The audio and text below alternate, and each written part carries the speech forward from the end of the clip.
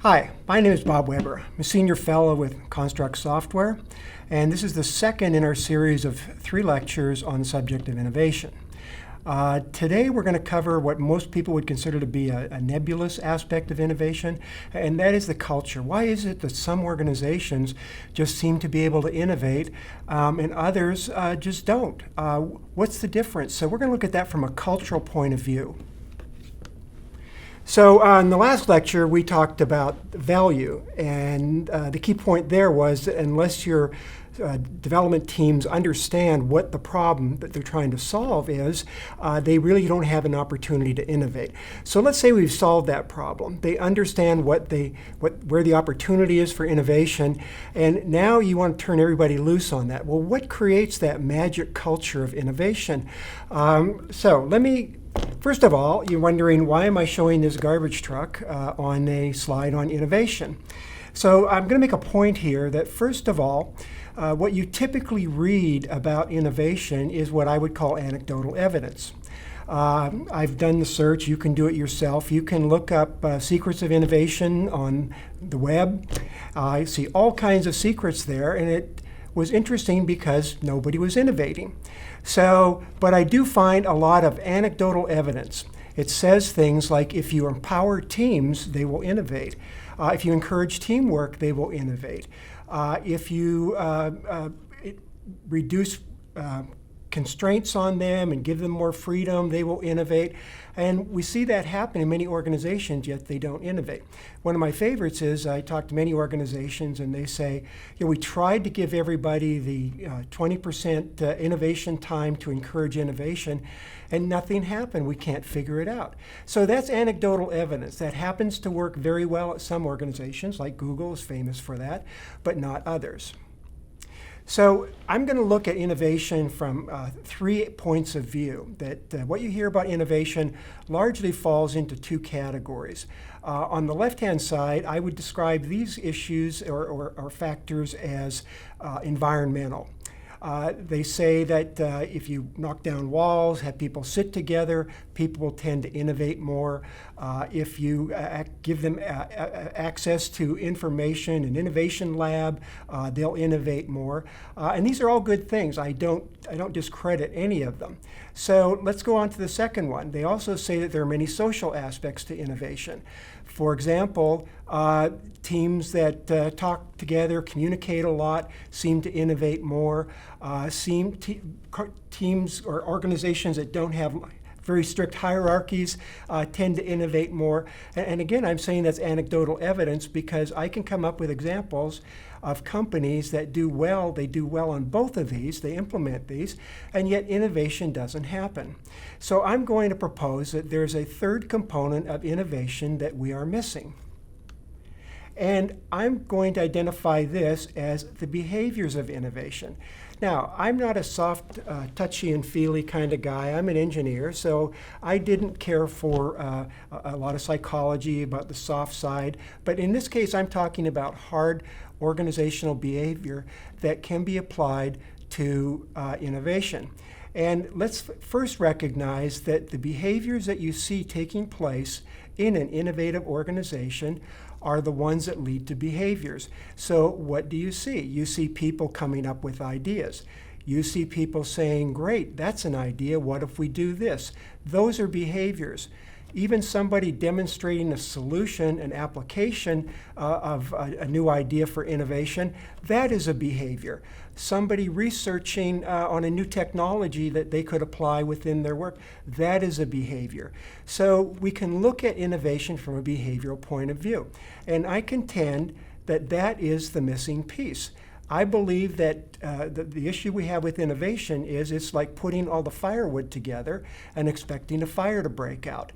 We put all the things in, we put innovation labs, we give people time to do it, and yet some organizations don't innovate and others thrive. So what's that difference?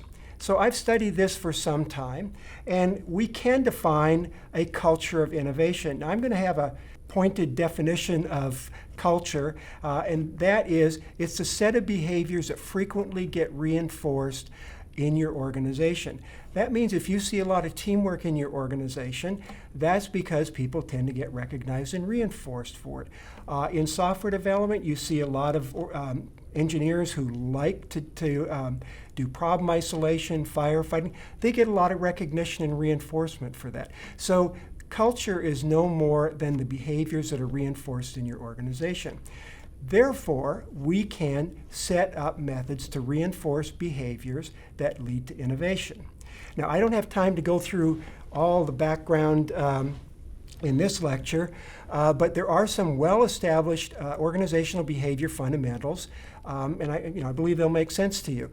First of all, positive reinforcement increases behavior. That means when people tend to get a positive result from something they do, it tends to increase that behavior.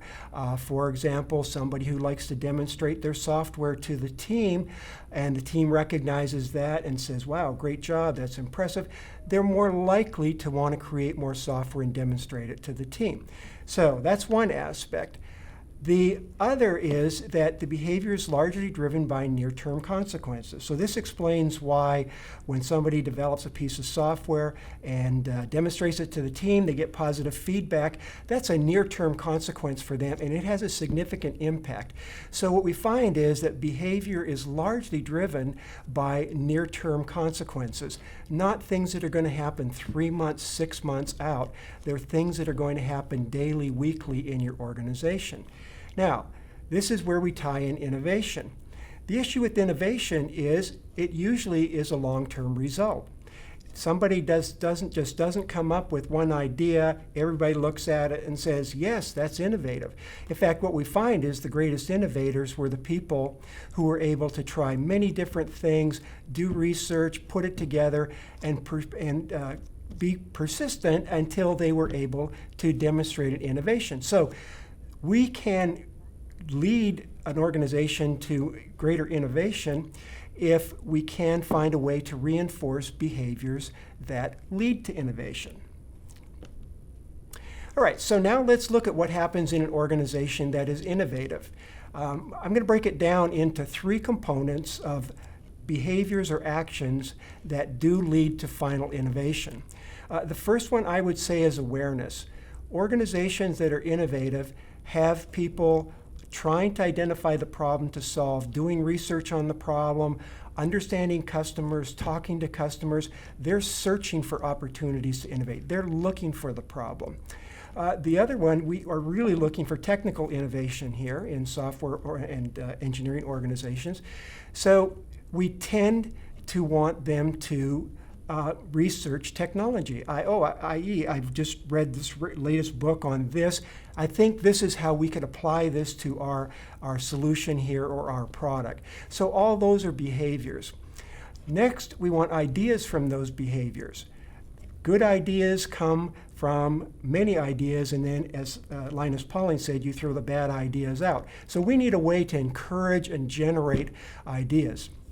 So we want lots of ideas. We want people proposing ideas, but not only that, people reinforcing, recognizing, building on ideas.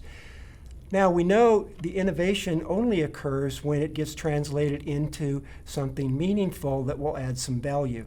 At some point, somebody has to prepare a proposal or a demonstration or some way of convincing the others that it's worthy of pursuing. So these behaviors all contribute to innovation, and innovation may take place over months or sometimes over years. But you want to encourage these behaviors consistently. Now, what happens in our real organization, a software organization? We do have a set of competing consequences. Remember I said that it's the near-term consequences that determine what people do. On the positive side, we have many positive consequences for software developers. They like to develop software. They like to develop it and show it to people. That's a big source of recognition for engineers. As I mentioned, some like firefighting.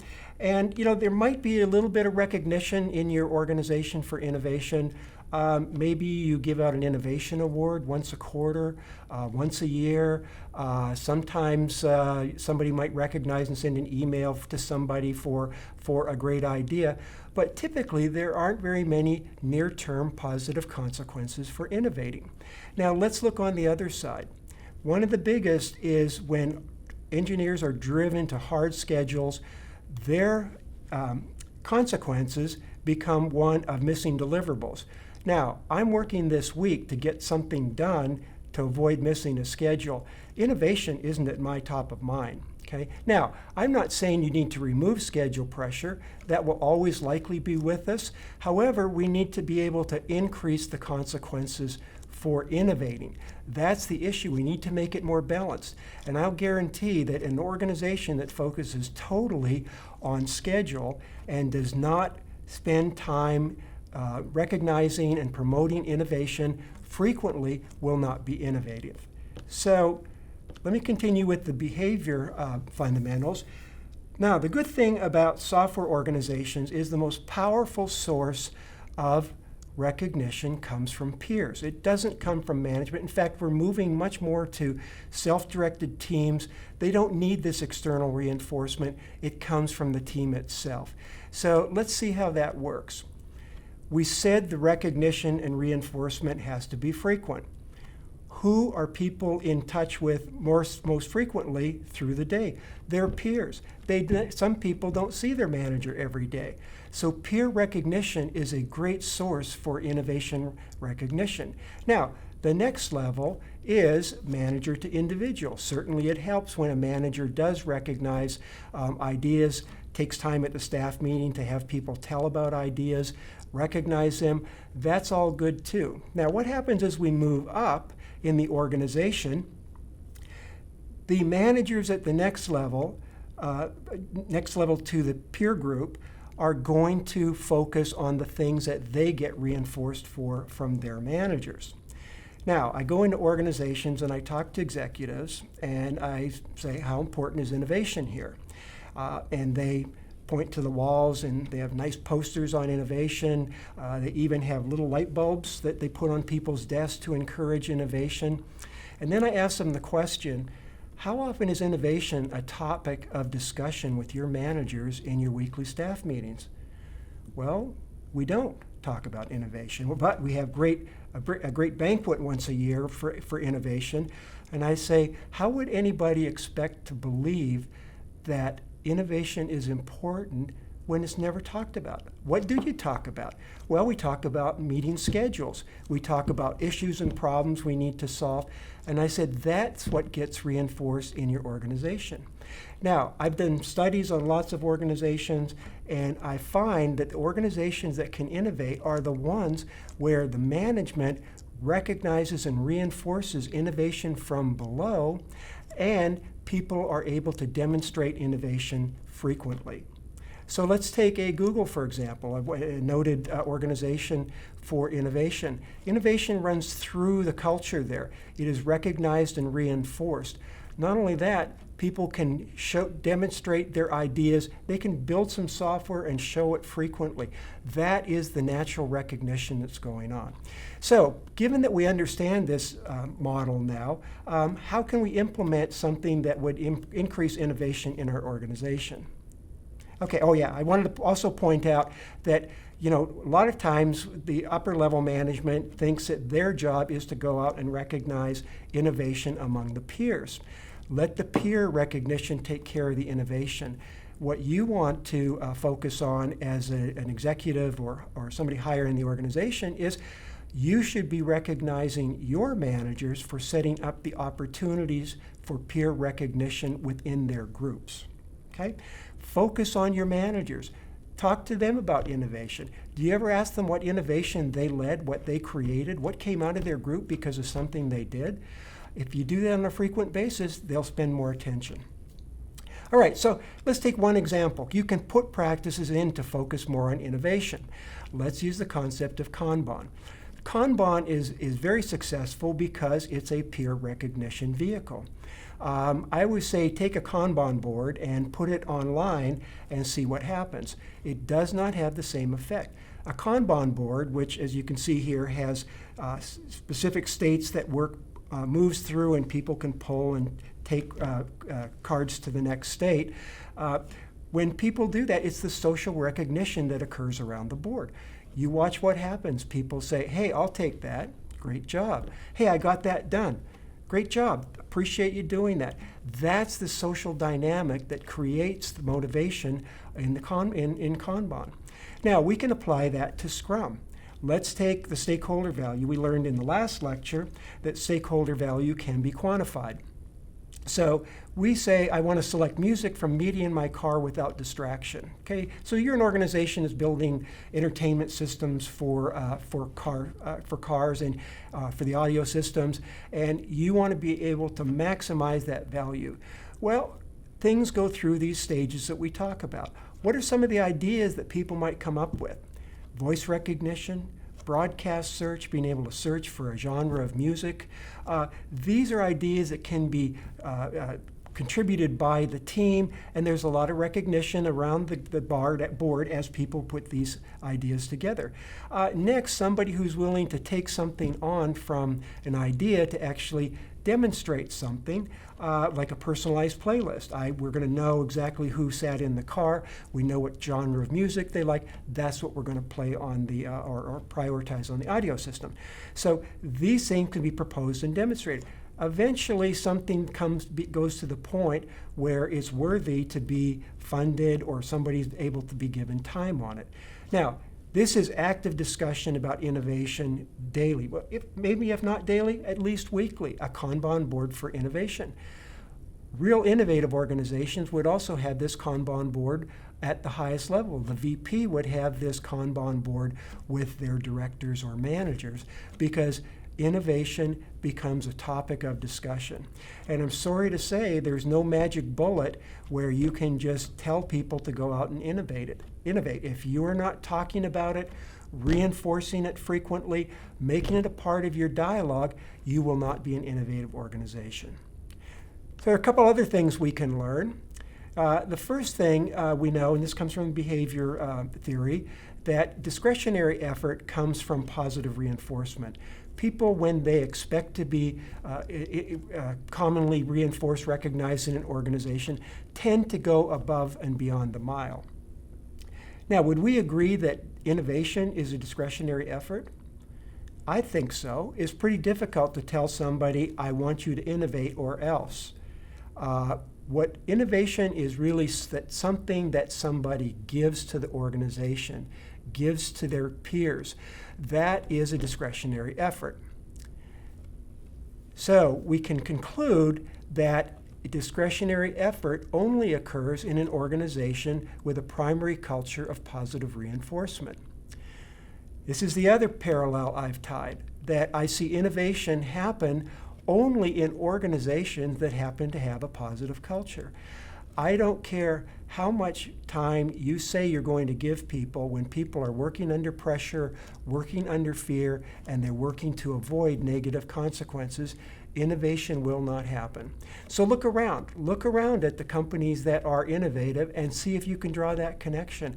I don't see organizations that have a negative high-pressure culture being successful in innovating. Yes, certainly some people are still able to innovate throughout that. God love those people. Be great if we all had them. But we're trying to have everybody innovate in the organization, and that doesn't happen in a negative culture. So I'll just summarize here at the very end. These are the behavior fundamentals. So this is what is necessary to create a culture of innovation. Okay, next time we'll talk about, once we have this culture, people want to work together to innovate, how do we actually improve collaboration between the business and technical sides to create very high value innovation?